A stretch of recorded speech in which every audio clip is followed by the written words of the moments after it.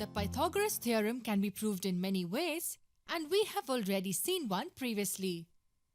Here, let's look at another way in which we can prove it. It's relatively easy. Let's draw a square with the length of all its sides equal to c units. Now we need to construct a triangle with side c as the hypotenuse. So we draw these two lines perpendicular to each other. This becomes a right triangle with this as the hypotenuse. Let the length of this side be a and that of this side be b. We need to prove that a squared plus b squared equals c squared. As this is a square, the length of this side will also be c. Now let's complete this right triangle. This length will be a units, this will be b units. In a similar way, let us complete this triangle.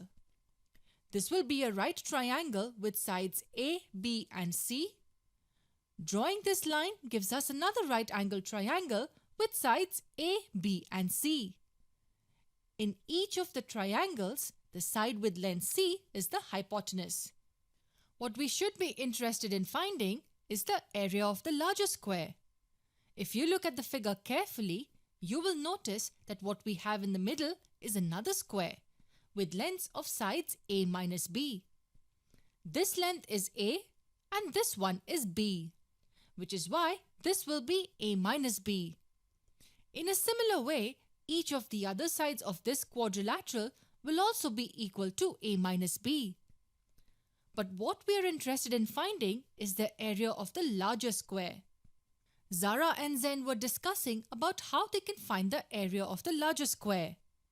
Zara says that the area of any square equals side multiplied by side. So she writes the area as c times c, which equals c squared. Zen does not use the formula, but instead thinks of a different way to find the area of this square. He says that the area of the larger square will equal the area of the 5 figures formed within the square, 4 of which are triangles and 1 square. So the area of the larger square will be equal to the area of the 4 triangles plus the area of the smaller square formed in the center. First, let's look at the triangles.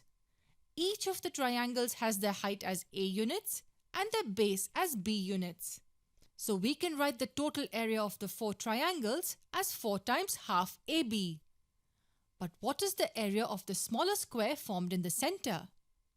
As the length of each of its sides is a minus b, its area will be a minus b the whole squared.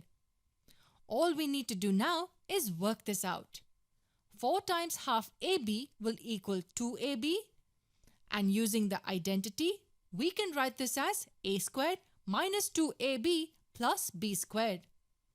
2AB and minus 2AB cancel out, and what we get on the right hand side is a squared plus b squared. We're talking about the area of the same square. So we can say c squared equals a squared plus b squared. So if we have a right triangle with sides a and b and hypotenuse c, then the Pythagoras theorem says that c squared will equal a squared plus b squared.